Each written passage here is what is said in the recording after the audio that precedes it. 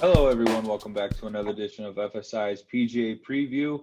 It's Major Week, U.S. Open Week. It's been a long time with the pandemic pushing this back, but we are finally getting to these majors. We got two here in the swing season. First up, like I said, the U.S. Open. I'm joined here with John tonight. John, how you doing? I'm doing real good. We got NFL starting and baseball's going and basketball's still not done. So it's an exciting time with every sport on TV right now. It's a good time to be alive.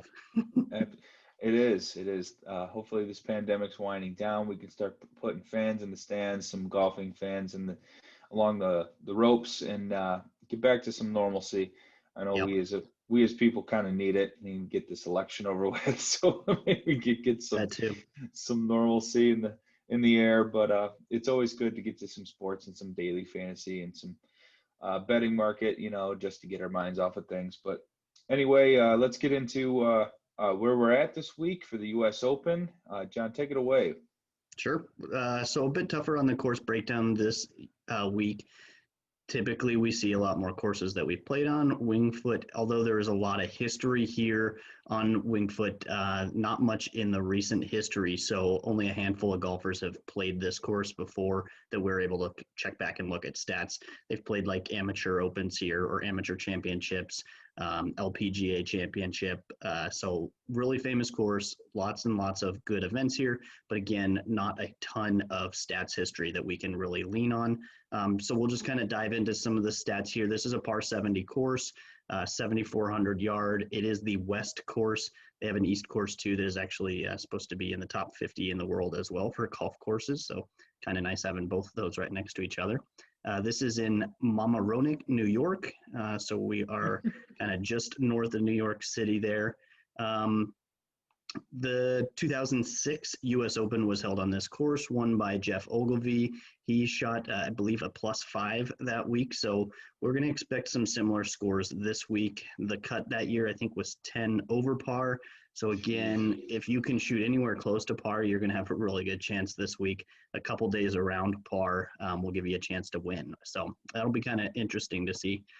We have tree-lined fairways, and the rough is extremely long. If you pay attention to any Twitter or anything like that this week, you'll see all the videos. You drop a ball in the rough, it's gone, it disappears. So spotters will be having a tough time finding golf balls. We will see a lot of golfers trying to hack out of that and struggle a lot. So fairways gained is going to be a top stat for me looking at this, that I'm looking at this week. Again, it's par 70, so we only have the two par 5s. Really, one of them is super long and not very gettable at all. So it's not like par 5s we can depend on guys just scoring well there. Really, I'm looking at par 4 scoring this week, specifically 450 to 500 yards. There's going to be about 7 holes that are of that length this week, give or take, kind of depending on where they place the tees. We're also looking at the greens. They are super fast. Pardon me, I'm reading it's a combination of bent grass and POA. Lightning fast. Again, if you look at social media, guys are putting the wrong direction. It's rolling up the slope and rolling back down past the hole. You can drop a ball and it'll just roll and roll away from you. So really going to be interesting there. Golfers who give themselves a good chance at hitting uphill on their putts, they're going to have a really good chance at pars and birdies here versus anybody that shoots long. If you're hitting downhill, it's just impossible to stop your ball unless it goes in. So we're going to play that into our stats just a little bit. I looked at lightning fast greens. So a couple other things to look at there. But then, like we said, bogey avoidance. If all these guys are shooting over par, we want to get the guys who are going to have the least amount of bogeys on the card. So also par 3s are super long here. There's 3 of them over 200 yards. So you factor that in just slightly also. And then approach, tee to green, kind of the usuals that we always toss into the model. So that's about it. I'm looking at the field size this week's a little bit shorter, 144 players. We're going with top 60 and ties is what I'm reading for the cut. And just a couple notes on the field here. Typically for the U.S. Open, we get all these amateur events that people can qualify and make it in. They nixed all of that qualifying process this year. And then they gave exemptions to additional players. So there's more Korn Ferry Tour players. There's more Asian Tour players. So there's going to be a handful of names that you don't recognize that are not worth playing just like other years. but they're not your run-of-the-mill amateur who qualified by winning a couple events. These are guys who are actually pros for the most part, if not collegiate athletes or Korn Ferry Tour players. So it's a really good field. I'm really excited. Should be a lot of fun. Ugly scoring. If you're watching the PGA Birdies feed on Twitter, you're not going to see much coming through this week.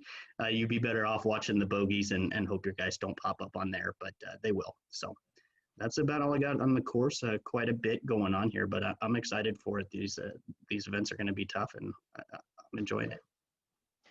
Absolutely great breakdown, John. As always, you can find his PGA preview, No Mulligans article on the website at fsidfs.com. John, good stuff. Yeah, I have to agree. You know, the rough and the greens, they're just a mad zoo when it comes to this. And I thought of this, though, and I was wondering if anyone else had thought of this. You know, they're going to probably have a couple extra spotters coming in, you know, for these roughs. I mean, there's going to be a lot of walking around going on in those roughs. If you know, when you got, Sure. you know, you got Bryson out there. I know he's going to be a mile ahead of everybody, but he's still going to be in the rough. So these spotters are going to be still trampling down some rough at, you know, some point or another, but maybe not as much as it would be for the typical fans and things like that. So, yeah, fairways are going to be huge. Factor that in to all my model rankings and everything. You know, when it came down to picks, all I had in my mind was, you know, who can putt and who can hit the fairways. And simply, it sounds simple for a U.S. Open because you get this thing in your head that's like, oh my God, how am I gonna figure out who's gonna be good when there's nobody that's gonna be able to be good? Well, you know, sometimes it's as easy as just finding a guy who hits it in the fairway and he can putt better than the most. So Sure. So with that being said, great breakdown. Let's get into some picks here. We're going to do this tier by tier. If you're new, I know we got a lot of new viewers coming out to the markets with NFL going on. They got a major, so we got new viewership. We do this, you know, by tiers. You know, 10K and up, 9K, 8K, 7K, and 6K. So we always base this on DraftKings scoring as well. So let's get into our 10Ks and up. Let's kick it off with your favorite. Sure. So my favorite this week, let me pull up the pricing here, but that's going to be going all the way to the top to Dustin Johnson here. Obviously, for a very good reason, he is in really, really good form. He won the PGA Championship, which actually isn't even showing on here. I'm not sure why, but he did win the PGA Championship, and then had the runner-up before that, and a win and a runner-up before that. And really, this BMW, he lost just because Rahm, you know, bull rushed him on Sunday. So there's not another golfer on tour right now that is as hot as Dustin Johnson. He's playing extremely well in the best of the fields. He did win the Tour Championship previously. He also has these 4 straight top 2 finishes we see here, the current form. His win was in 2016. And then just looking at his U.S. Open history, he's got 4 top 5s as well, 8 tries overall. But looking at his stats too, he's just playing really well right now. 9th in ball striking over his last 50 rounds, 10th tee to green, 10th in greens in regulation, and bogey avoidance. He's 17th there as well. So he's going to get it all done. He's probably going to be a popular option. The 11-5 is a little bit tough, but I'm going to find room for him to play him in a lot of lineups this week. So he'll probably be my first choice up here, especially in tournaments. What about you? Who's your top choice in the 10K range? Yeah, definitely. If you want to talk about DJ real quick, you know, he's got first in that par 4s from 450 to 500. He really hits that model pretty well. I mean, there's probably no other better golfer in the world right now than DJ. I have to agree with you there. He's going to be in my lineups as well. And I was thinking to myself, it might be hard to fit him in with some 6K plays, but the more I digged into the 6K range, the more I found some golfers we'll talk about later on to fit someone of that salary. So it's not harder, you know, it's not as hard as I thought. So I like DJ a lot. My guy though in this range I'll talk about is JT. I'm still on the fence here. on whether or not I'm going to be playing a lot of JT or just a sprinkle him in, but I felt good to mention that he's fifth in the model, second in approach, second in ball striking, and he was first in tee to green. So nobody's really hitting it. I mean, DJ's got the results, don't get me wrong, but nobody's probably hitting it better right now than JT collectively from tee to green. So Sure. I really like that from the standpoint that he's not going to be in the rough. He's not going to be playing out of the tall grass.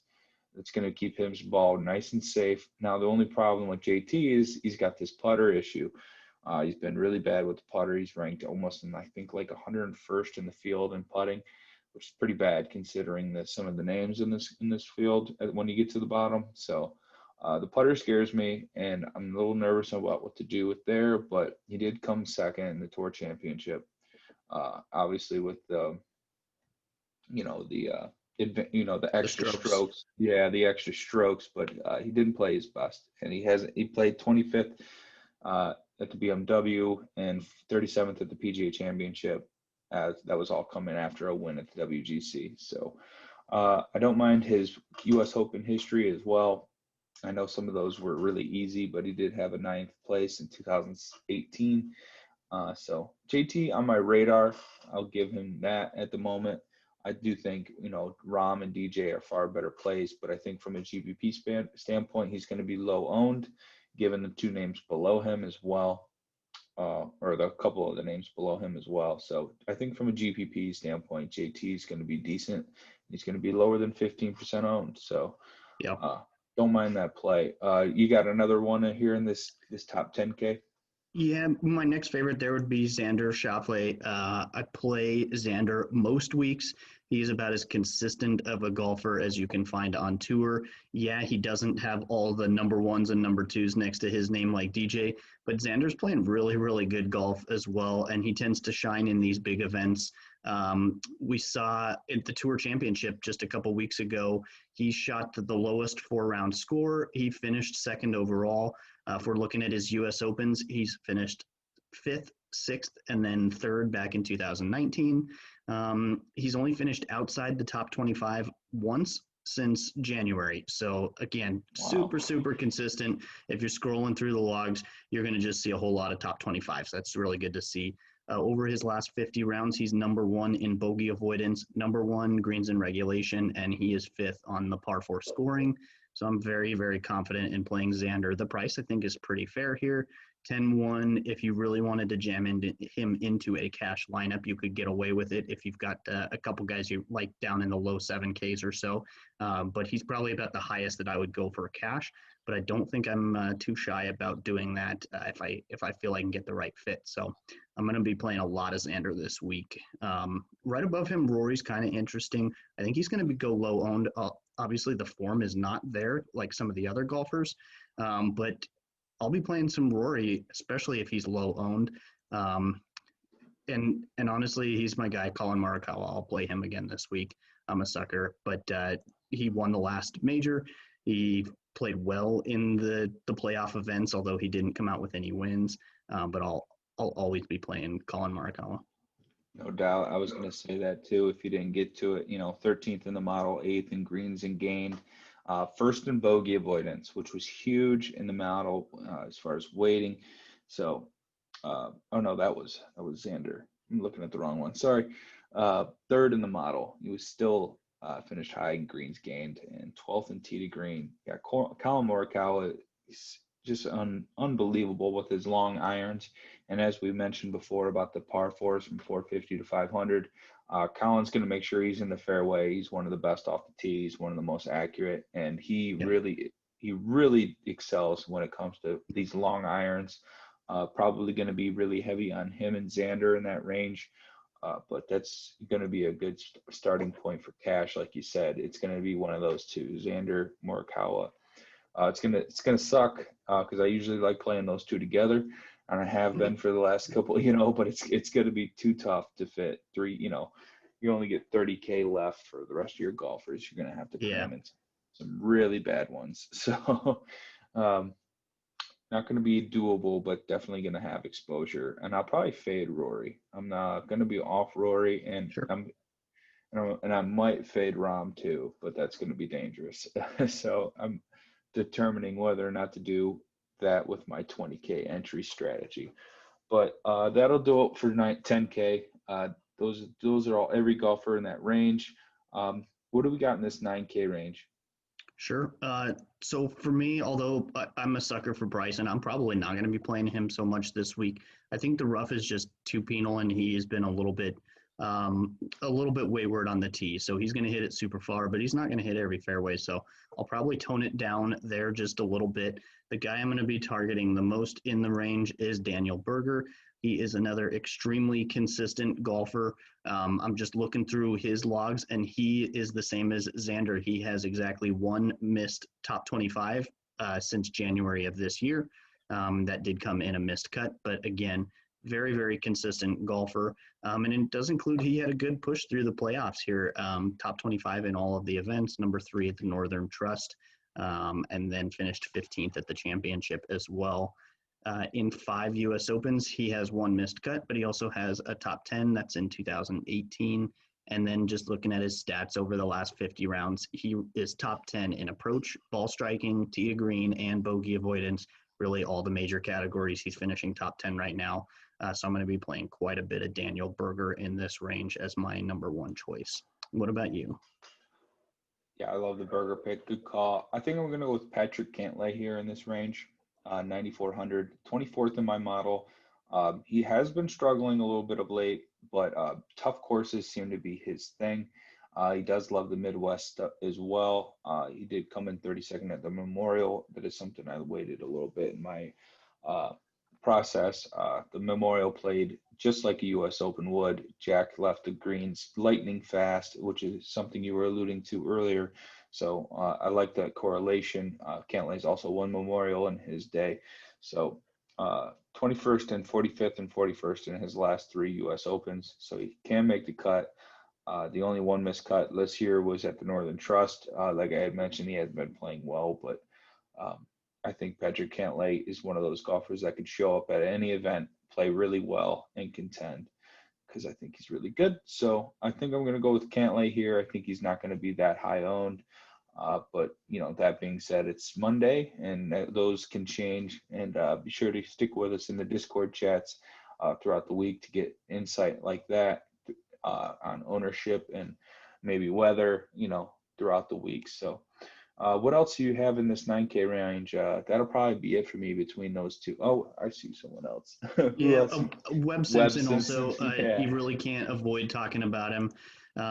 If we're talking consistency, he's up there with the best of them as well. Yeah. He finished 12th at the Tour Championships. He was 6th in the playoff event before that. He did take off the BMW Championship for some rest. So he's now playing, this will be his 3rd event in 5 weeks with some rest in between each of them. I think that bodes really well here for Webb Simpson. At the U.S. Open, he finished 16th last year. He was 10th in 2018. He won the U.S. Open back in 2012. And so obviously he's just consistent here. 8 U.S. Opens, 1 win, 1 missed cut.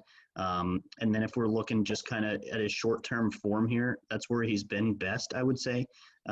Short-term form for Webb Simpson over the last 24 rounds, 4th in bogey avoidance, 18th in par 4 scoring, 10th in fairways gained. We know he is extremely accurate off the tee, not the longest hitter, but this course isn't going to penalize him for that. It's going to reward him for just being accurate. So I'm going to be playing a decent amount of Webb also. I think if you wanted to kind of cheat down from the Xander and Markel we were talking about, there'd be no problem with starting your cash lineups with Webb Simpson here, or even Daniel Berger, but probably Webb as far as a number 1 guy to start your lineup off with, I think, if you're playing cash. Yeah, definitely. I think those 3 right there are going to round it out for me in this 9K range. So I'll drop down to 8K. I think my first pick here is going to be, well, it was going to be Scotty Scheffler, but news today and news to me just a couple of minutes ago was Scotty Scheffler is out with COVID. So hope he gets better. That's a real bummer. I thought he had a really good chance to even contend and win here for a U.S. Open. Hopefully we get him back soon. Hopefully he stays in that hot form that he was in. But I think that's going to drop me to Tyrrell Hatton at the 8,100. Hatton has only golfed a few tournaments this year. Since the restart, he did really well. And then he had a falling off point at the WGC and the PGA, but he did fairly well at the Rocket Mortgage and RBC, I believe. So yeah, I think he won after the Arnold Palmer Classic. He came back and went third and fourth. So yeah, Tyrrell Hatton pretty good. Eighth in the model, 11th in approach, 11th greens gained, and 27th on the bogey avoidance. So does really well with his putter. He pretty decent ball striker as well. 21st, 6th in a missed cut in his U.S. Open history. I do like Tyrrell Hatton here for cash lineups. Maybe a little bit of Hovland. Definitely going to have to look in deeper because Scheffler was my guy. So hopefully that research comes to fruition, and I'll let you guys know as soon as I can in the Discord who I like better in that range. Who do you got here in this 8K range? Sure. I'm playing a couple of the guys down here. I think Justin Rose is kind of interesting, but and Adam Scott as well. I'll be playing a decent amount of him. But my favorite play is going to be Matthew Fitzpatrick. This is a guy that I've been known to pick quite a bit on this show. Fitzpatrick, he has excelled in some of these big events, especially here in his U.S. Open appearances. He's got 5 U.S. Opens, 5 out of 5 cuts. The last 2 years, he was 12th place in each of them. So just, again, he plays for these big events, similar to Xander, I feel like. When I'm looking kind of at our model here, he is doing very well based on his accuracy off the tee and bogey avoidance, two of those big things we talked about. He ranks 10th over the last 100 rounds on lightning fast greens. So regardless of surface, he's going to be better off than a lot of the putters in this field on these difficult greens. I did kind of compare two golfers over the last 100 rounds on lightning fast and then golfers just on bent POA. And he's one that was kind of split where he was much better on the lightning greens than just on the bent POA. He's a much better Bermuda putter. But again, lightning fast doesn't really matter. It's like you're putting on cement anyways. So I'm going to be playing quite a bit of Matthew Fitzpatrick. I did kind of mention him here, but Adam Scott interests me as well. He played well in each of the playoff events that we just completed up, so that's kind of a good form for me at 8,700. He had a win earlier this year at Genesis, finished 7th in the U.S. Open last year, 21st back in 2006 at Winged Foot. So he's got some course experience here, and really just his, again, bogey avoidance. He's a greens and regulation guy. He's intriguing at this price at 8,700. I like Adam Scott. Nice picks. I think one last one I'll talk about here is Patrick Reed. Any threat to win a major or a big tournament, you got to think of Patrick Reed. 8,500. He came in 13th at the PGA. Last couple of U.S. Opens, he went 32nd, 4th, 13th, missed cut, and a 14th. So he's got some decent finishes here in this major. 30th tee to green and 11th in bogey avoidance. Patrick Reed is not really lighting it up with his irons. As you can see, some of his form is off. A couple of bad finishes at the BMW and the Northern Trust. But Reed is like one of those primetime players. He's going to come out and show what he's got at those big events. And as you can see, he finished. Well, it's not up, but he finished 8th at the Tour Championship. He played really well. So I'm going to have some GPP exposure to Patrick Reed. But will that do that for us in the 8K range, or do we have anything else we want to do? No, that's it. I like the Reed pick. He's a magician around the greens, similar like Jordan Spieth. He can just be in the worst lie and drop the ball a few inches from the cup. So that is certainly good to see out of Reed for an event like this where we're going to see some missed greens. I guess we didn't talk about Tiger. What are you going to play any Tiger? No. I'm gonna. I'll fanboy a lineup or two. I always do, but yeah. No, I don't. I just don't know if he's gonna have the. I don't know if is his back gonna hold up in the rough. Like I don't know. Yeah, the putting's been terrible too. Really bad putter. I just don't see him competing at this event. I think just too difficult of conditions too difficult. The super long rough, I think it's going to eat him up quite a bit versus some of the other golfers, especially in the range. And then as we dip into the 7K range, there's a lot of golfers I like there that I would definitely play over Tiger Woods at any price. Yeah, I think I'm with you on that one. We'll have to fade the big cat this week. Let's drop into some 7K picks. I'll start us off. I'm going to go with Matthew Wolff. This is kind of a GPP pick in this range, as Casey and Woodland would probably be the preferred options for cash. But I like Matthew Wolff, 20th in the model. He went 15th in ball striking, 16th in greens gained, 25th tee to green. I mean, those are some really good ball striking stats. People didn't get a chance to see him after the BMW because he didn't qualify. But 16th place there. He went 4th at the PGA, so he's got some ability to finish in good tournament in good fields. And he went 22nd at Memorial too. So he's got a good mix of these tough courses, and he seems to keep the ball in the fairway. So I like Matt Wolff here for a decent GPP pick at 7,700. What about you? What's your first guy down here at the 7K range? Yeah, I like the Wolf pick. I'm probably leaning more towards some of the cash options you picked out, Paul Casey. But first one for me, Harris English. He is in fantastic form as well. He's just been super consistent ever since the stoppage here. We do see the one missed cut, but then it's a whole lot of T20s. And for a guy that's under 8K, that interests me a lot, especially in cash here. He just, again, this great run to end the year. It includes the playoffs.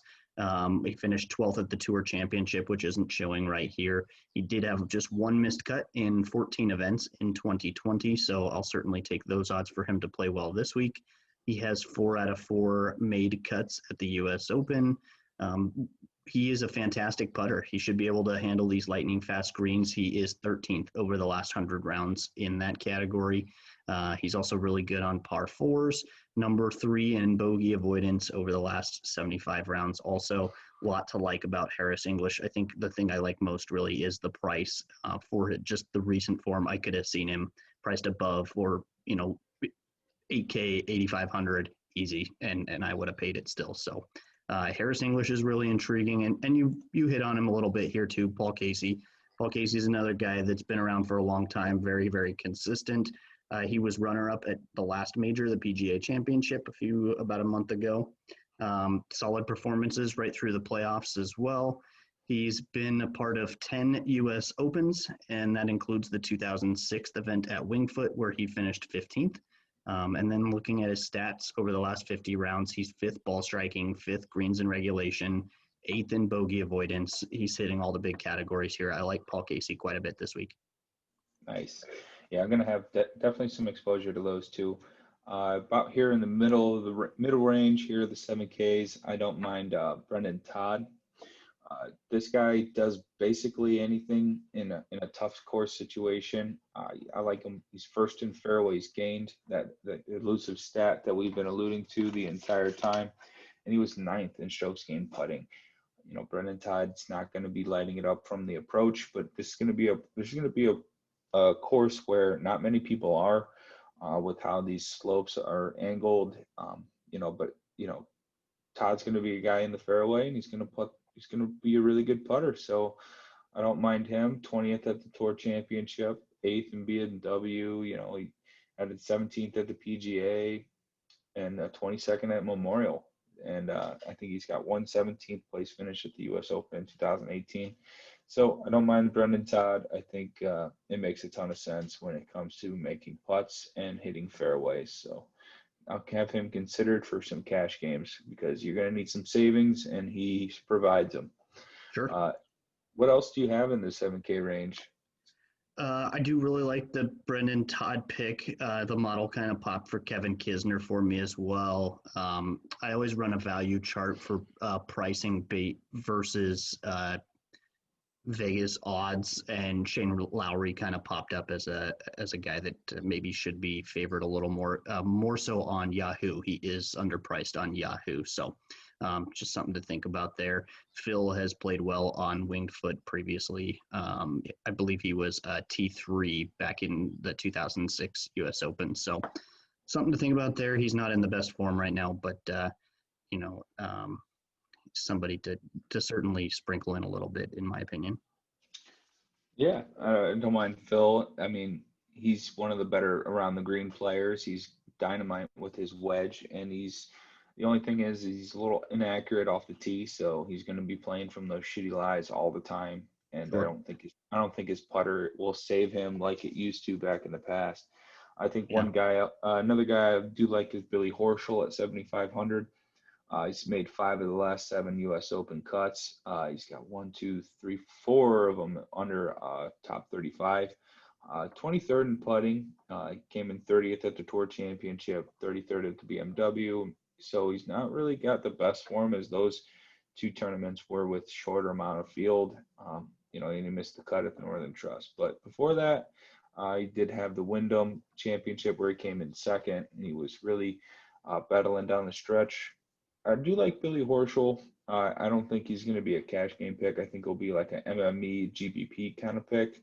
But I think it's going to get really hard to find some guys that you like consistently down here that have all the tools that you're looking for. So Billy Horschel, kind of an MME pick. And Martin Keimer at 7,100. He was 18th in the approach. He's coming off of his second place at the Andalusia Masters, and then a third at and then he finished T3rd in the UK Masters. So don't mind his recent form. A previous US Open winner in 2014. Martin Keimer probably going to be a little popular among some sharps. I think I'm going to jump on and see what we can do with Martin Keimer this week. But that'll do it for me in this 7K range. Is there anyone else you have to add? That's probably about it for me as well. Cool.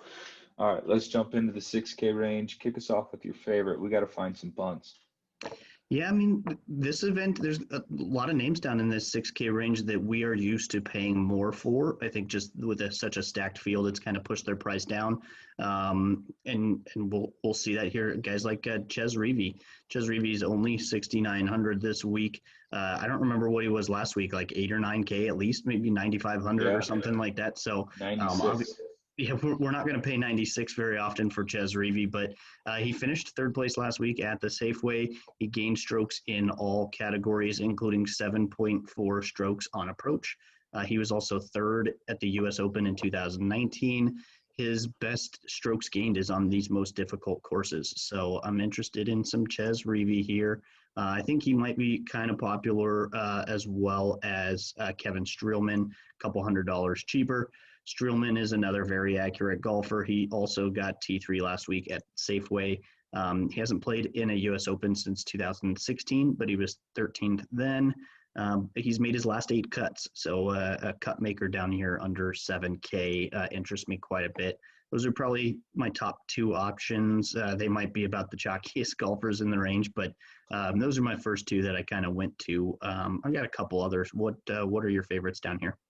Yeah, those are definitely the chalk options for sure. Streelman, though, seems to be, turned into a completely different golfer than he was before the pandemic. Just missing cuts when he was playing back in January and February. He came back roaring. I think he's a decent play. Absolutely. Cash kind of even play, him and Reavie, if you're really looking to get to, Xander and DJ and players like that. So. But for me, down here, it's some GBPs. I like Ryan Palmer at 6,600. Battled John Rahm at Memorial this past year. He was 41st in the model, 24th in approach, 22nd tee to green. Like I said, finished 2nd at Memorial. Really does play well. Play these difficult courses well. So I'm going to have some Ryan Palmer exposure in GBPs. And one other guy I want to talk about is Tyler Duncan, 23rd in the model, 25th on the approach. He's got the 21st in greens gained, and he was 2nd in fairways gained. Tyler Duncan doesn't miss a fairway. That's going to be a big point of emphasis for me. And I've been playing him basically every week since the pandemic started back up. Really, really good golfer when it comes to making fairways and hitting putts. So I don't think you can get better at 6,500. What else do you have down here in the 6K range? Not much more. The next guy I kind of went to here is Sebastian Munoz. He has been playing really, really well recently. He finished 8th at the Tour Championship, 8th at the BMW, and 18th at the Northern Trust. I'm not sure besides DJ if anyone else finished inside the top 20 in all three events. So some really good consistency in some really, really tough fields. He doesn't rate out in the model nearly as well as some of the other golfers, even in this range. But just looking at that recent form, the last three events, the recent form is really good. He does have a handful of missed cuts before that, but Munoz is a guy that he got a win last September during the swing season, held on to those points to be able to make the playoffs, and then he made the most of it. He made a ton of money finishing T8 at the Tour Championship. I think he's rearing and ready to go for a much better season this year than just the one win and then a playoff run at the end. So I'm expecting some pretty big things here from Munoz. I like the play at 6,600 here. Definitely a tournament play. Nice. I like Munoz too. He's been really doing well for us in Showdown. One last guy I got down here is Brian Harman, 8th in bogey avoidance, 43rd in fairways gained. The ball striking statistics are pretty bad. But Brian Harman's got a 36th and a second in the last two U.S. Opens. He's kind of looks like a sneaky pick this week, coming off some decent recent form. 12th at the BMW, 11th at the Northern Trust, 27th even at the Wyndham, and made the cut on a really hard PGA Championship field. So don't mind Brian Harman, 6,400. I'm glad I found him late in my research. So gonna look to him for some GVPs as well. But that'll wrap it up for me in the 6K range. How about you? Yeah, I've got one other that I'm interested in playing, and most of that is due to the form he has coming off the Korn Ferry Tour. But that is Zalatoris, Will Zalatoris. You're not going to see much on him. Actually, you won't see anything on him here in the recent form. But he's been playing extremely well on the Korn Ferry Tour, just lighting it up there. Obviously, these are much better golfers he's going to go up against. But I think at 6,700, he is going to end up on the tour, and he is going to end up much more expensive than that. Come 1 month, 2 months from now, he is going to be much higher priced. So I'd be willing to jump in here before everyone flocks to him. He's definitely a relative unknown at this point, but he intrigues me quite a bit. Nice. I like that play. Last week I had mentioned Isaiah Salinda, and he ended up making the cut, and he made it pretty far into I think he made it like a top 35, but definitely a guy I'm going to go back to. You want to get in on these guys early before the crowd does. Get that suppressed ownership and turn that that 0.5 GPP play into a real stunner. That's how you make the big money when you get them to go off. So Yep. Really excited for this week. We got some one and dones coming up for you. John, the winner last week by a stroke. Brendan Steele edged out Cam Davis. It was a good battle though. But let's get some one and done picks. Who's your one and done? Well, and I don't think that 10K that mine earned is going to mean much come a couple months from now as we're looking at things. But I'll take it for the week. This week, it was kind of tough because we got a new calendar here. We've got all of the best golfers in the world. We talk about maybe using somebody up and not having them for later on. But I'm not really too worried about that because this is a big money event. I'm going to play Xander Schauffele. I think the consistency's there. If he doesn't hit top 20, I'd be super shocked. If he doesn't hit top 10, I'd be pretty shocked. And I'm not going to be surprised at all if he's top 5 or winning this week. So I'm gonna take Xander. Nice. I think that's a great call. And I'm gonna go with DJ. I'm gonna burn the DJ stake now. So the champ. I think he's a US Open guy. He's just won 2 of the last 3 events. I mean, there's just no reason not to take him. And if you're playing one and done out there in a big, large pool, burn your DJ stake. Don't if you're feeling like DJ's going to win the Masters this year or something else. I mean, if you wanted to play him at like Tournament of Champions or something silly like that, where he could just bomb and gouge that field, I get that. But playing large one and done fields, take DJ. Just burn the stake now and and just move on. I think that's going to be like one of the most popular picks for one and dones this week, but there's no problem with it at all. I like it. That'll wrap it up for us this week. As always, please like and subscribe our videos. Give us a follow at DFS, FSIDFS.com. John, it's always a pleasure. Second major of the year, only 3 this year, but well, I don't know. How do you clarify year? Second of the it'll be the third of year. 2020 and the first of the new golf year. Yeah. First of 6. So majors coming up, but looking forward to the Masters. But here we go, U.S. Open. What do you think? I'm excited. This is going to be a good week. I like some of the values here we've got in DFS. I think we've got a lot going for us here. So let's have a good week. Some green screens. That's right. All right, everyone. Take care. All right. Peace.